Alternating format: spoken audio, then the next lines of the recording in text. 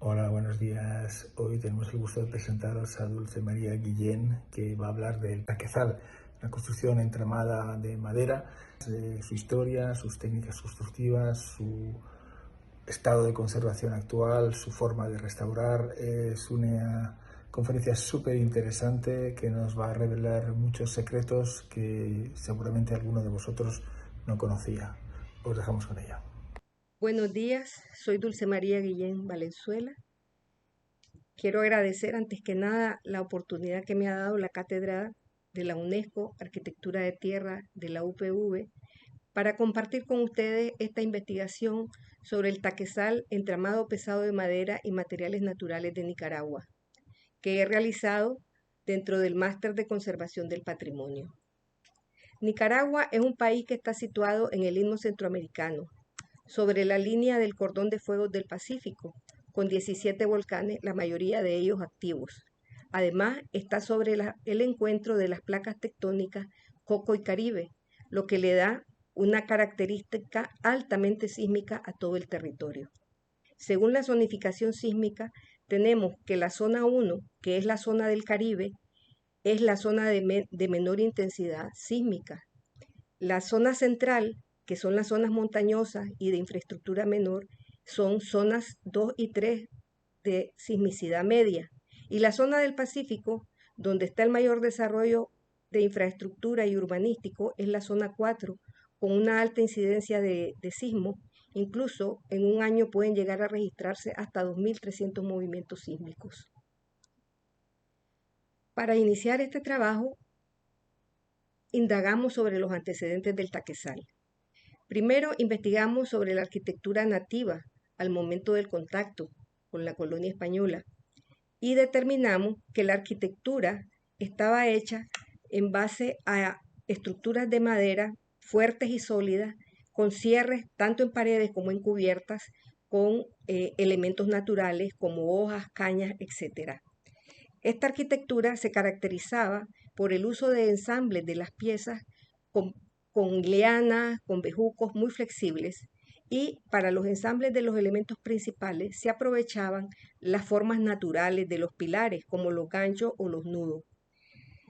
También indagamos sobre los entramados en España en ese mismo siglo, en el siglo XVI, y encontramos que los entramados eran estructuras más complejas, que estaban hechas con maderas aserradas y que estaban rellenas con morteros de tierra, de cal o de yeso, o incluso con fábricas de adobe, de piedra o de ladrillo.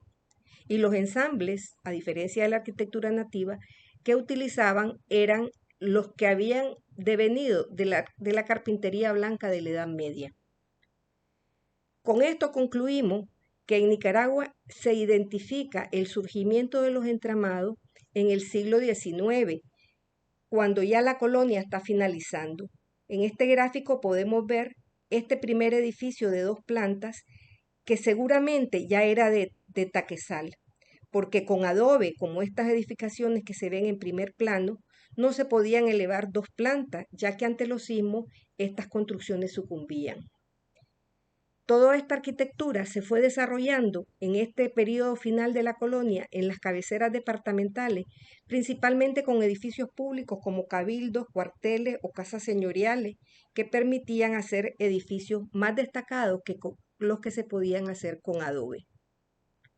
¿Cuál es la relación del taquezal con los entramados de España?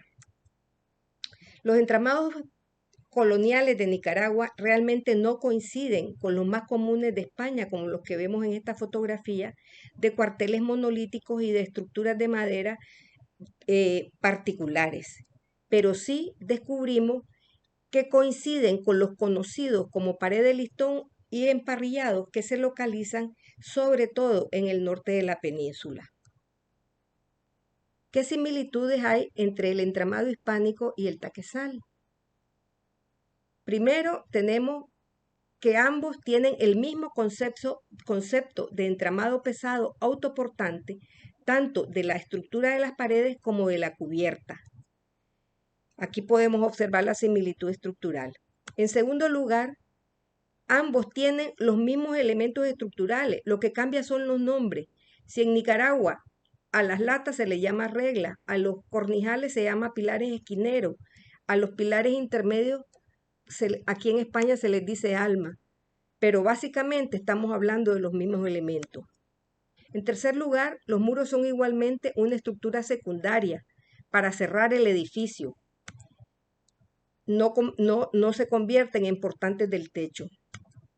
Y finalmente, el relleno de los cajones o el embarrado son de tierra y de otros elementos naturales muy similares.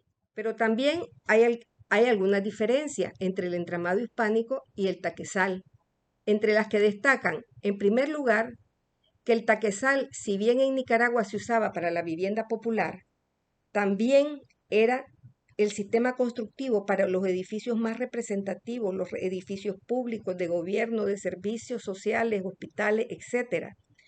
Y eran obras que se dirigían por ingenieros y arquitectos. En cambio, en España, los entramados eran sobre todo para la arquitectura vernácula. En Nicaragua, el taquezal se hacía con el entramado desde la planta baja. En cambio, en España, los entramados están montados sobre estructuras sólidas, de piedra, de ladrillo, de tapia o de adobe. En el encajonado o las rejillas y los procesos de relleno hay bastantes diferencias. Por ejemplo, en Nicaragua se siguieron utilizando los amarres con liana o bejuco flexible.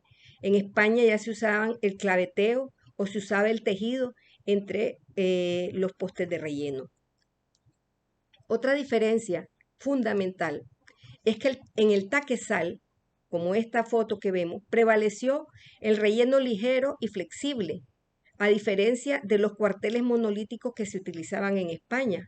También otra diferencia es que el acodalamiento de los pilares se daba en el extremo inferior y el extremo superior para estabilizar y evitar el volteo de estos elementos a la hora de los sismos, a diferencia de las estructuras de España, cuyos acodalamientos obedecían a otros criterios. En el revestimiento también hay una gran diferencia. En Nicaragua se hacía sobre todo de mortero de tierra. En los últimos momentos se empezaron a usar revestimientos de cal y nunca se usó el yeso como en España. Y otra diferencia determinante es el léxico. En el taquezal es muy distinto y esto se explica por la influencia de la mano de obra de raíces indígenas. Si en España entramado puede significar encamonado, armazón o emparrillado, en Nicaragua entramado es tlaquezali, una palabra náhuatl que significa pilar y columna. De ahí la palabra taquezal. ¿Cómo se extendió el entramado hacia el taquezal?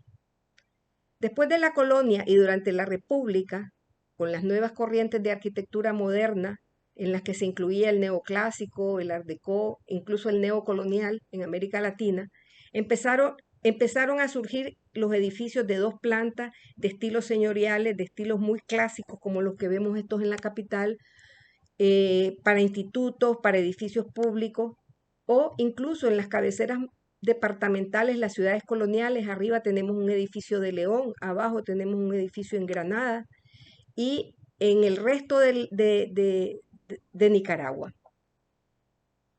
En 1931 hubo un terremoto de 6.5 en la capital, y el taquezal, como vemos estas edificaciones, tuvieron un excelente comportamiento. Este es el Club Social, este es el Hotel Primavera, y estas son viviendas de taquezal que apenas tuvieron desprendimiento de sus revestimientos.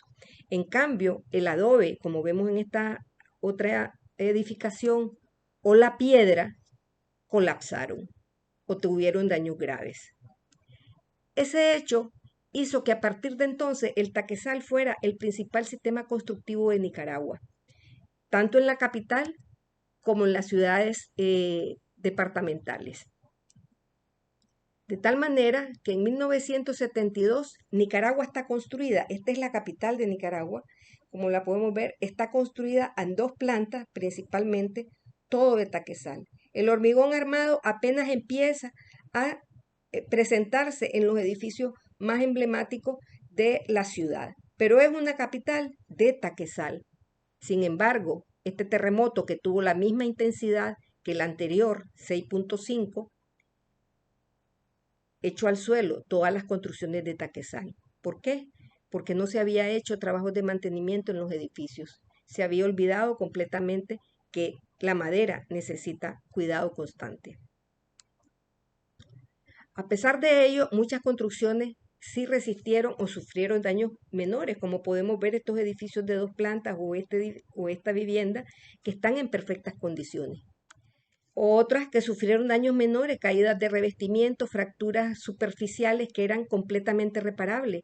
Incluso casos como este, donde un edificio de hormigón armado quedó sostenido por 2 viviendas de Taquezal que no sufrieron daños. Sin embargo, por intereses económicos y políticos, se demolieron todo lo que había quedado en un área de 256 hectáreas del centro urbano. Estuvieran bien como estos edificios o no estuvieran bien. Casos como este de la colonia LAN o del Club Social, que fueron completamente demolidos y desaparecidos de la faz de la capital. Desde entonces se dejó de construir con Taquezal, pero unos pocos edificios en Managua, como podemos ver estos dos, sobrevivieron y a la fecha de hoy siguen demostrando su buen desempeño sísmico, porque los terremotos no han parado. En los departamentos, en las ciudades coloniales como Granada, Jinotepe, Carazo, León, etcétera, podemos ver edificios de esta categoría que están en perfectas condiciones, iglesias y viviendas populares hechas con Taquezal. ¿Cómo se diversificó este Taquezal en todo este desarrollo que hemos visto? En la evolución del sistema constructivo se fueron creando ciertas distintas categorías y tipos, y hemos identificado en esta investigación 2 familias del Taquezal. La familia del Taquezal encajonado y el Taquezal albardeado. Del Taquezal encajonado tenemos el Taquezal de tierra encajonado con regla o latas de madera, el Taquezal de tierra encajonado con latas de bambú o caña de Castilla, el Taquezal de piedra, que puede estar encajonado con cualquiera de los 3 materiales anteriores, y el Taquezal rústico. Del albardeado solo encontramos una tipología. Estas tipologías se caracterizan de la siguiente manera. El Taquezal encajonado se utilizó para la arquitectura colonial de la última etapa, para la arquitectura modernista, para la arquitectura popular, vernácula, y para la arquitectura rural. La madera que se utiliza es rolliza, desbastada o aserrada, secciones que van desde 20 hasta 28 centímetros según la altura de los edificios, que pueden llegar a tener hasta 9 metros en una planta. La estructura portante está formada principalmente por pilares esquineros, pilares intermedios, acodalados en el extremo superior y en el inferior, con parales o postes de rellenos intermedios para cortar el cuartel de la pared, y 3 vigas. La viga durmiente o solera, que está puesta sobre el cimiento, la viga intermedia, que en este caso son 2 elementos, y la viga corona, que nosotros llamamos solera o carrera. La estructura secundaria de los muros, como ya su nombre lo dice, es un encajonado. Este se puede formar con reglas de madera, como vemos en esta fotografía. Estas reglas se fijan en ambos lados de la estructura principal, de los pilares y de las vigas. De esta manera se forma el cajón. También se pueden utilizar reglas de bambú o se pueden usar haces de caña de Castilla que se rigidizan con elementos secundarios del mismo material. El relleno puede ser principalmente de tierra, con fibras vegetales. También se encuentran rellenos con estiércol o rellenos de tierra combinados con pedruscos y ripios de teja. Asimismo, se utiliza la piedra para el relleno, ya sea esta ligada con morteros de tierra o ligadas con morteros de cal, aunque también hay muchos casos de piedras puestas en seco. El revestimiento permite que la pared transpire. Fundamentalmente se hace de tierra y ya decíamos con una pequeña capa de cal. En el siglo XX se empezaron a utilizar revestimientos que todas las capas eran de cal con arena. Una característica de esta tipología es el cielo falso y su esqueleto de madera. Estos son muy importantes porque actúan como diafragmas y complementan la estructura del edificio.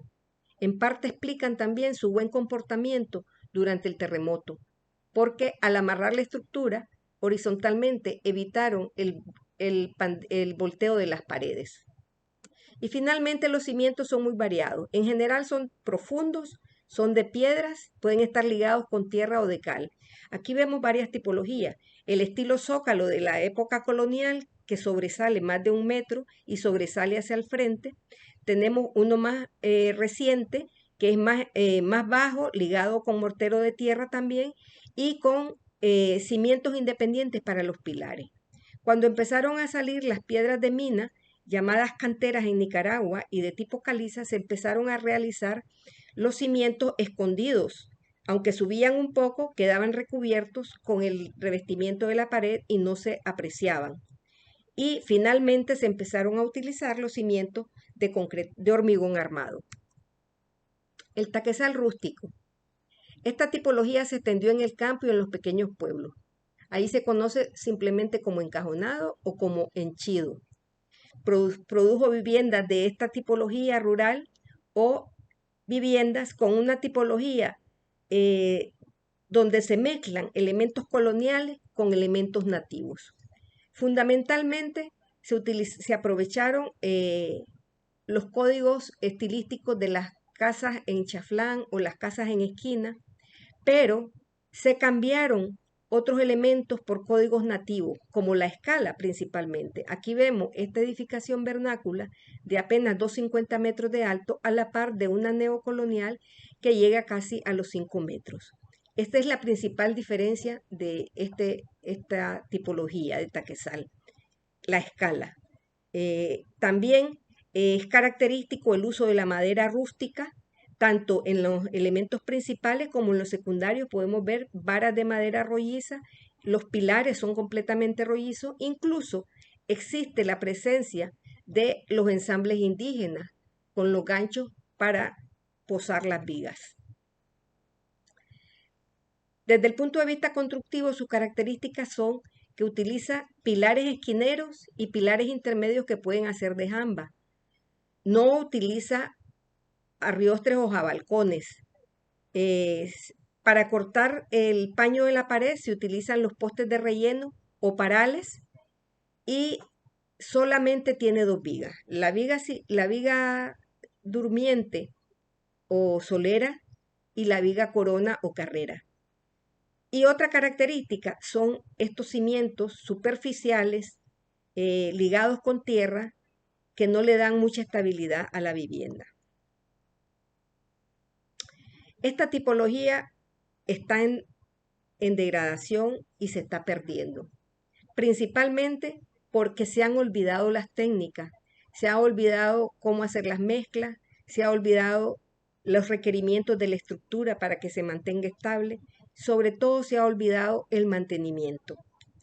También esto ha producido que se creen muchos mitos sociales. Por ejemplo, que se dice que estas casas son para los pobres, que no duran, que no aguantan los terremotos, que no sirven y por tanto se dejan inacabadas.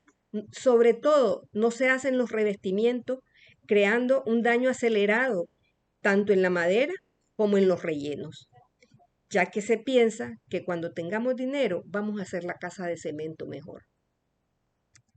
El taquezal albardeado. Esta es una técnica que permitió construir vivienda mestiza en las ciudades coloniales. O sea, en los barrios de origen indígena se utilizaba, en los poblados de origen indígena y en las casas haciendas, que eran más o menos similares a las casas haciendas conceptualmente de la península hispánica. De esta forma se podían tener casas con aspecto colonial, como vemos esta primera imagen, y casas rurales de una presencia importante a menor costo, ya que este sistema era más económico. Utilizaba madera rústica solo descascarada, con secciones menores de 20 por 20 centímetros y por tanto alturas menores. Hasta ahora hemos registrado la mayor de 5,50 metros. Estructuralmente es muy simple. Solo tiene pilares esquineros, pilares intermedios y dos vigas. La durmiente o solera y la viga solera o carrera. La estructura secundaria de los muros no es un cajón como la tipología anterior. Es solo una rejilla que se coloca en la cara externa de las paredes y se fija a la estructura principal, siempre amarrada, utilizando los amarres de origen nativo. Se estabiliza a nivel intermedio, ya sea con varas de bambú o con varas de caña de Castilla, también amarradas. Estas paredes se cierran con un embarrado a mano en ambas caras, muy rico en fibras vegetales para que tenga un buen agarre. Y la característica es que también se revocan la estructura principal por la parte interna. Es interesante haber descubierto que estas estructuras se revocan al estilo hispánico, ya que se utiliza el entorchado de la pieza con un bejuco flexible a todo lo largo de ella para que el mortero de revestimiento agarre y no se desprenda. De tal manera que la vista interior de estas paredes es completamente lisa, igual a la del taquezal encajonado, pero por dentro podemos apreciar claramente la estructura. El cimiento, más parecido al del taquezal rústico, es superficial, hecho de piedra y con tierra, y se corta donde entran los pilares, ya que al ser los pilares lo que sostienen toda la estructura, tienen un desplante mayor. ¿Cómo están distribuidas en Nicaragua estas tipologías del taquezal? Hasta la fecha no tenemos censos sobre la cantidad de inmuebles construidos con este sistema, ya que en los censos se contabilizan en el mismo ítem las casas de adobe y las casas de taquezal. Entonces, para poder hacer esta ubicación geográfica, recurrimos a los catálogos que existen en los centros históricos de Nicaragua, que son 4 ciudades, y a los datos de una muestra fotográfica que se realizó en esta investigación de 138 casos. De esa manera podemos ubicar en la zona central las 3 tipologías del taquezal encajonado, tanto de piedra como de tierra y tanto encajonado de madera, de caña o de bambú con el taquezal rústico. En el Pacífico identificamos, además de estas tipologías, el taquezal albardeado. ¿Cuáles son las debilidades intrínsecas y las patologías del taquezal y de qué devienen? Principalmente de la naturaleza de los materiales con los que está fabricado. La madera, la tierra, la piedra, todos de características higrófilas. En un país tropical donde la humedad del aire puede llegar al 80% todo el año. De la configuración de los edificios, en esta fotografía podemos ver la altura de las paredes, son muy altas, que dejan expuestas prácticamente los paños de pared a los elementos climáticos. Los cimientos o son muy profundos y casi tocan la humedad del manto freático, o son muy elevados o muy superficiales y absorben el agua de lluvia durante 6 meses del año. De las características del clima tropical que ya he referido, la humedad, la lluvia, el sol durante 6 meses, el calentamiento de todos los elementos, y sobre todo de los movimientos sísmicos a los que están constantemente sometidas estas estructuras. Finalmente, se debe a la desprotección gubernamental. No existe ninguna ley que proteja este sistema constructivo ni en los casos de edificios de valor patrimonial. De aquí podemos deducir las patologías del taquezal. Estas se presentan tanto en la estructura de madera como en los materiales complementarios. Solo vamos a referirnos a las más importantes. En la madera, el envejecimiento, y en el caso de Nicaragua, destaca la fatiga que produce la carga viva de los sismos. El impacto de las condiciones climáticas, sobre todo la humedad, y el consiguiente ataque biótico que estas condiciones favorecen. En segundo lugar, la debilidad o extinción de los extremos inferiores de los pilares. Esta fue la causa principal del colapso de la mayoría de las construcciones durante el terremoto. Los edificios prácticamente quedaron en el aire, sin apoyo en los cimientos, ya que no se había dado ningún mantenimiento. Y finalmente queremos señalar la pérdida de estabilidad que puede darse o es una etapa anterior, digamos, a la extinción de los extremos de los pilares y puede darse el desplome de las paredes o el desequilibrio total de la estructura. Las patologías en los materiales complementarios. Principalmente la caída y la erosión del revestimiento. Esto es vital, ya que como hemos mencionado antes, la estructura de madera y el relleno quedan expuestos a los elementos climáticos. Pero hay dos fenómenos diferentes. Uno, en construcciones antiguas como esta. ¿Por qué se cae el revestimiento aquí? Porque es un revestimiento bien hecho, bien formulado. Se cae por falta de mantenimiento. No hay una educación de los dueños de estas viviendas de que debe dárseles un mantenimiento. Y en las construcciones contemporáneas, lo que ocurre es el olvido de las técnicas.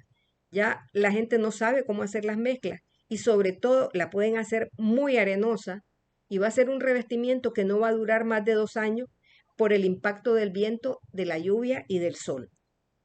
La segunda patología, siempre relacionada al revestimiento, es el cuarteado y abombamiento.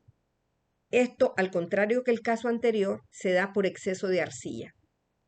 Cuando las paredes con revestimientos muy arcillosas están expuestas al sol, se van a contraer y se van a expandir constantemente. Se expanden cuando llueve, cuando sale el sol, se resecan y se contraen y se forman fisuras.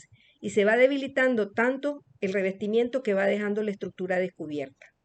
Si el muro está bajo sombra, como suele ocurrir en muchos casos porque las casas tienen corredores o portales, esta capa arcillosa va a ir creando bolsas de aire que se van despegando en grandes placas del relleno. Llega un momento que están tan frágiles que caen. Igual ocurre cuando las casas se revocan con cemento porque la gente no quiere que parezcan de tierra, pero es el mismo fenómeno. Van cayendo las grandes placas de cemento y dejando expuestas las estructuras frágiles de tierra y de madera. Y el tercer elemento de ataque a los materiales complementarios son los insectos tropicales. La mayoría de ellos, aparte de las termitas, son insectos solitarios y ellos no se alimentan de los materiales, no se alimentan de la madera, ni de la tierra, ni de las fibras vegetales, pero van debilitando el relleno con sus desechos y con los nidos que van construyendo dentro. En esto se incluyen el chinche del mal de Chagas, que transmite el mal de Chagas, y eso da origen también a uno de los mitos sobre este sistema constructivo.